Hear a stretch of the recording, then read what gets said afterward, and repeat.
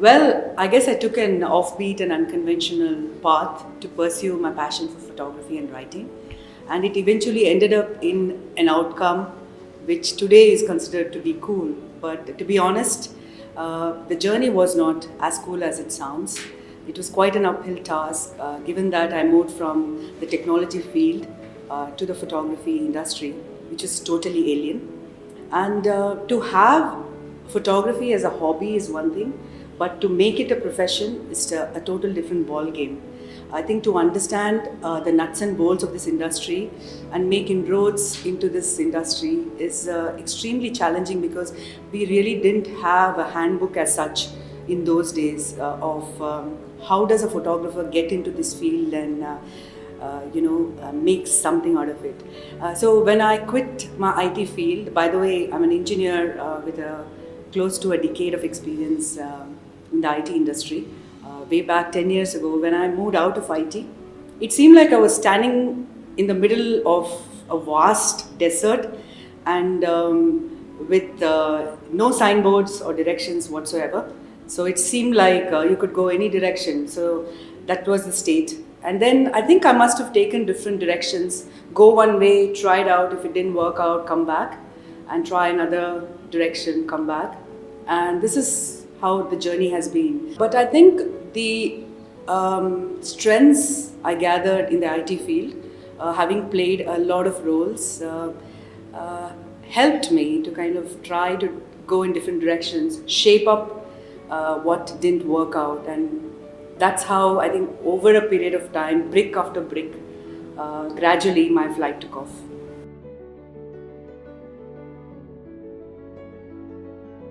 Well, these are big phrases. I've really not thought about it that way, but I think I've just gone with the flow and done what my heart has desired and what has made me feel alive and what has got the best out of me. And I think the craft of photography and writing over a period of time I've realized have got the best out of me and therefore I've stuck on with it.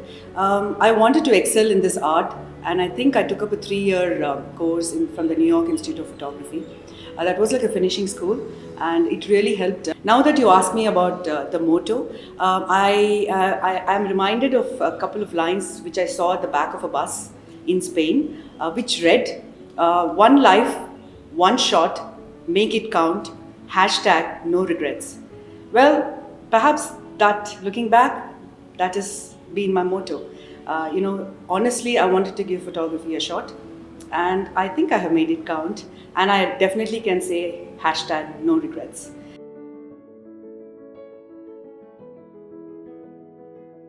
I think it must be the April Fool's Day of year 2009. I think when I woke up that morning, I did not have anywhere to go, which means that March 31st of that year, I served my last day in my corporate career. It seemed like a bliss, a blessing as well as a bane. I knew that I could do whatever I wanted, but at the same time, I really had no idea of how to go about it. So it was a rude awakening in some ways, but also a pleasant blessing in another ways. But coming back to the turning point of your life, I think that day is the defining day because it divides the phases of my life. It's a definite divider. One as a technologist for over a decade, and the next as a photographer and a writer. The story always has been drop by drop, make it the ocean. Like I said earlier, there is no handbook as such in the industry of photography. So every little step, I would use it to my advantage. Two of my friends in this industry gave me opportunities to be mentors, one in the travel photography space and the other in the street photography space. So after doing coaching for a bunch of people, I realized that I also had a flair for teaching. And simplifying complex things was an attribute I always have had since my childhood. And that's how one of the service lines came under my banner, which was photography workshops. Talking of turning points, I really did not turn back ever after having taken this decision of moving out of the IT career. Honestly, this single-handedly has helped the trajectory of my flight takeoff in a very unseen and uncharted industry.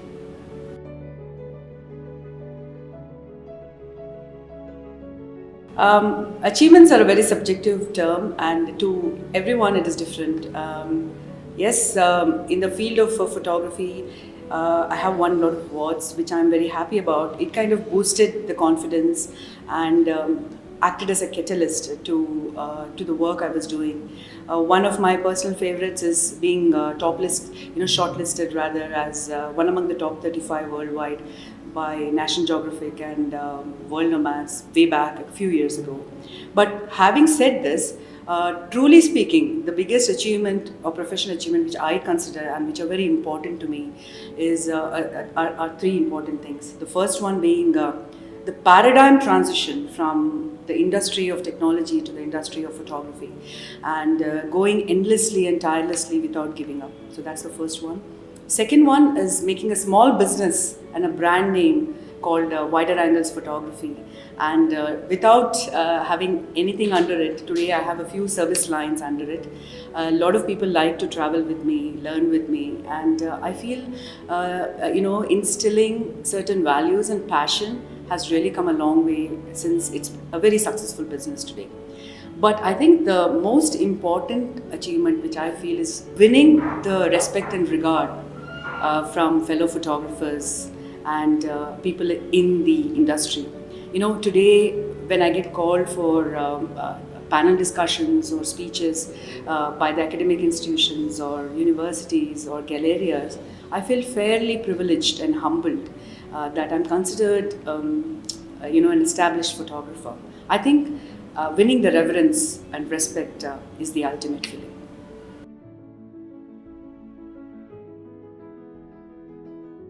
Well, with all the skills I'd garnered in the IT field in my corporate life, I also wanted to give being an entrepreneur a chance, and I also needed a brand name when I stepped out as a photographer.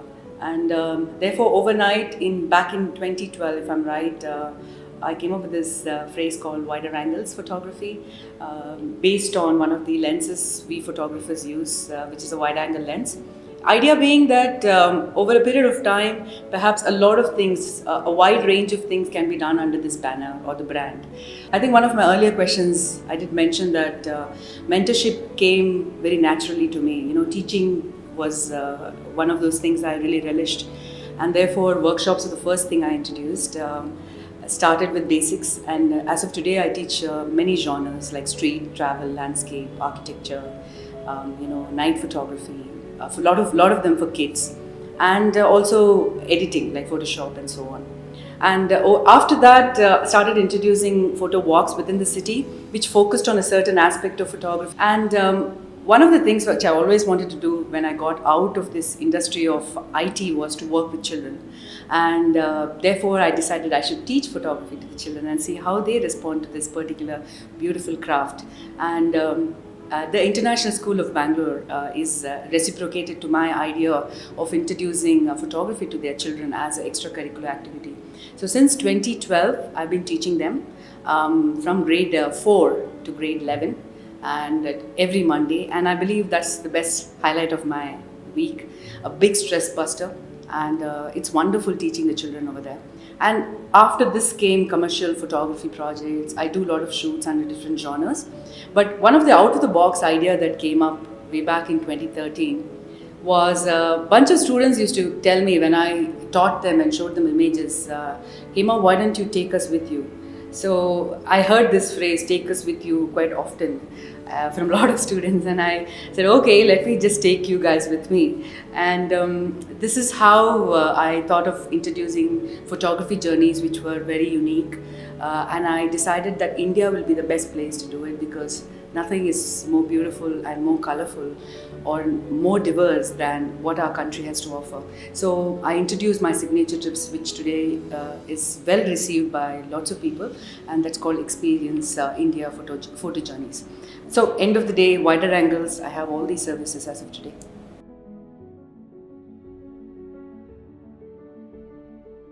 The idea behind the photography tours called Experience India initiated when I started to work initially with a partner of mine way back, I think in 2013. Having traveled quite widely all over the world and within India, I always thought India had a far better and a far superior set of elements or subjects for photographers to shoot. When I decided I should do experience India photography trips, I thought about what should go into it. So these are very uniquely designed and curated programs, with the crux of it being, can I taste or can I offer someone an experience of a slice of India based on a state that we go to? Could be the culture of the place, or could be the architectural monuments, could be the festivals, or just the people and their lifestyles. So the Every Experience India photography tour is based on a particular state, and they focus on a set of things which are definitely very different from the photography tours that we go otherwise. Because the idea is that it becomes one of your journey of a lifetime. So, and definitely a slice of India stays back in your heart. These photo journeys are usually 3 to 10 day sort of a duration, depending on the places we go to and the amount of drives that are involved or the kind of sequences of shots we want to try. The best part about these kind of journeys is we spend 4 to 10 days and over a period of time, people who didn't ever know each other before, they form a very good network of photography. I'm very, very happy that I have a large set of network all across the world, because I've had participants, not just Indians, but also from across the world. The combination of people from different cultures make the network even more exciting and more enriching. And finally, one of the things I definitely want to do someday in life is to take up all the offers I have received from my friends across the world to go visit them.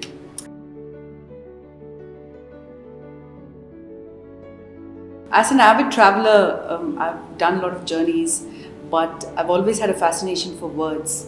And somehow the travel doesn't seem complete unless I put them down in words, either in a book or in the format of an article. I had my first break with the Hindu long back, when the first time they gave me an opportunity to write about the Palatine Hill of Rome. And I really felt absolutely amazing, getting your features out there.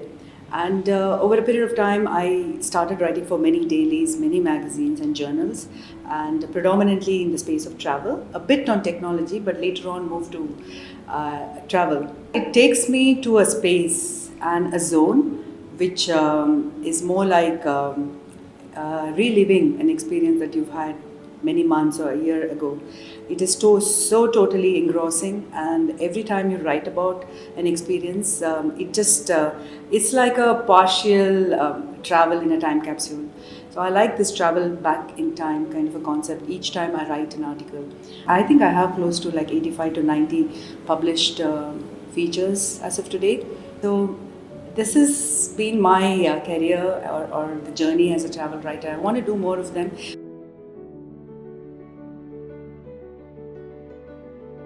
I think I like everything about a photograph, right? Or the act of photography, the look and feel of a camera, the way you hold it, the weight of the lenses that you have in your hands, or maybe the pain that it induces on the shoulders, and the outcome, which definitely is a photograph. And above all, I love the sound of the click as a photographer releases the shutter release button. It's like a jingle bell to my ears. What about a photograph I like? To me, it's a partial time machine. It can really take you back into a space and time where you want to go back to. And it is a very known cliched quote that photography freezes time.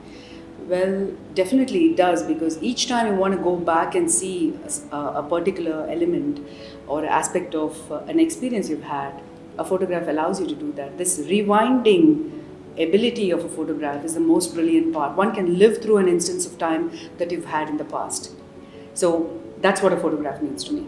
Coming to genres, initially when I started off, the genres I did was almost everything. I was open to everything, because I feel as an artist, having a boundary is very restrictive. So I have never restricted myself. I enjoy doing each genre even till today. Every nuance is different, every challenge is a different challenge. And recently I also tried to dabble my hands with creative sides like glassware and macro, as well as I think astrophotography.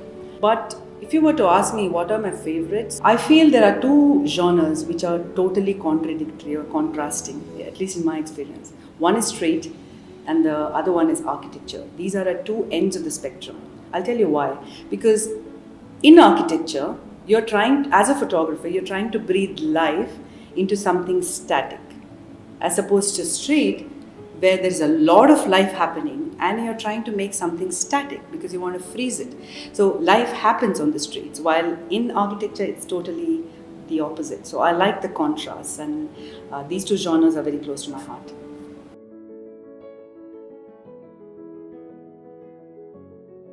Initially, it was never defined. There was never a boundary. I just started to experiment. And it was restrictive to kind of say that I could only do this or this is my personal style. But over a period of time of being on streets for a long number of hours, experimenting with livescapes happening out there, it was very evident to me that the one thing I cherish the most about street photography is storytelling. I look forward to creating a photograph each time, which basically is narrative in nature. Why does a photographer really take a picture, right? It is because he or she wants to communicate a message which she or he is experiencing. And in the streets, it's even more magical because everything that happens can never happen again. So the revelation or the revelatory aspect of the streets is what I find most fascinating. You know, you step out there into the streets and without making an announcement, the street just unravels itself in front of you. So the revelation is the bit that I think I want to capture all the time and try to bring subtle or hidden messages through my photographs.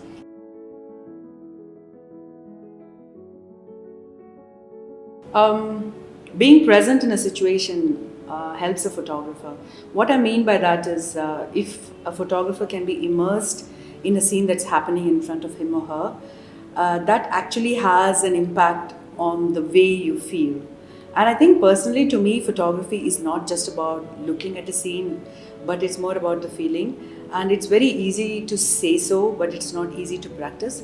But think of it this way, right? If you don't feel when you take a photograph, you can't make the viewer feel anything out of it, correct? So especially in streets where people's expressions are involved, it's very crucial to be able to photograph the way you feel rather than the way you see. I believe there are two things that this can do when you feel the scene rather than just see it. One, it changes the perspective with which you see the scene, and indirectly or directly, that alters the composition with which you photograph. So net, the image not only has the emotion, but it also brings about a variation in the perspective and the composition of your images. And on the same lines, talking of emotions is the photojournalistic genre, because emotions sometimes when you're doing photojournalistic projects are almost automatic, because you go into some of the very tough situations to shoot, maybe in a very poor area, poverty driven or stricken slum area, where the emotions are easily free flowing as in a photographer than in areas which are not. But I think this is the way that I spend a lot of time on the street, especially if I want to capture expressions. I stay put in the same place for a longer period of time.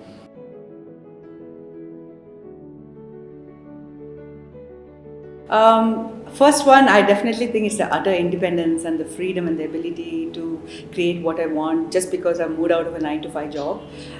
That definitely is very refreshing. The second and the third is directly involved with the act of photography and the act of writing. You know, the spaces I go into when I'm a photographer, I feel I've evolved over a period of time, and the reward truly is in the engaging of the photography rather, or in the art of the process of writing.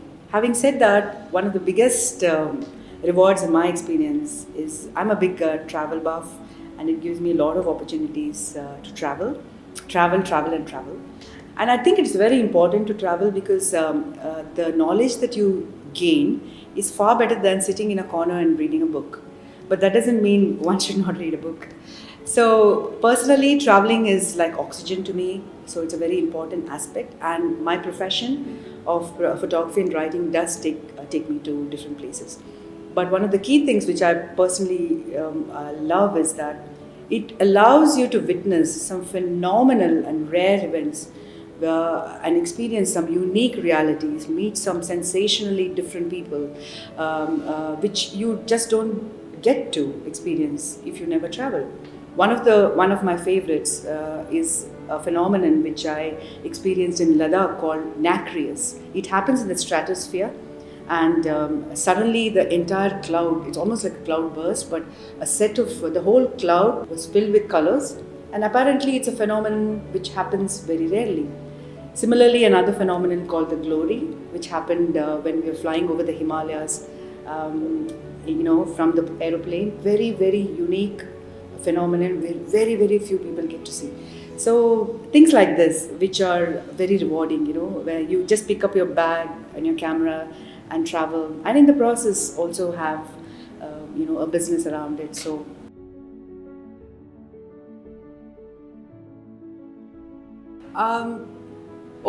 Quite a few, but I'll just pick three. The first one, passion is a good word, but perseverance is a better one.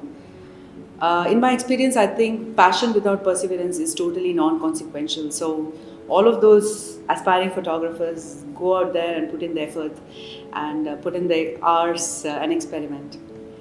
Second one, I think you should first create images for yourself.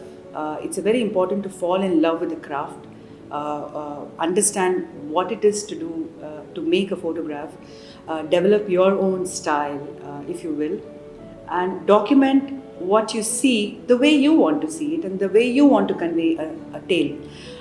Should not be governed by the approvals you receive from others, and that should not be the yardstick, right? In today's world where the social media is taken over, a lot of things are defined by how many approvals you get for an image you shoot. I think that is good, but that should not be the benchmark for you.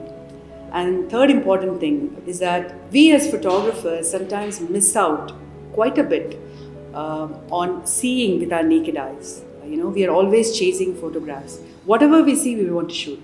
In the process, we just don't see anything with our naked eyes. So therefore, the experience is as important as a photograph. So at times, you should just keep your maybe camera aside and learn to look through your naked eye. The balance is very important.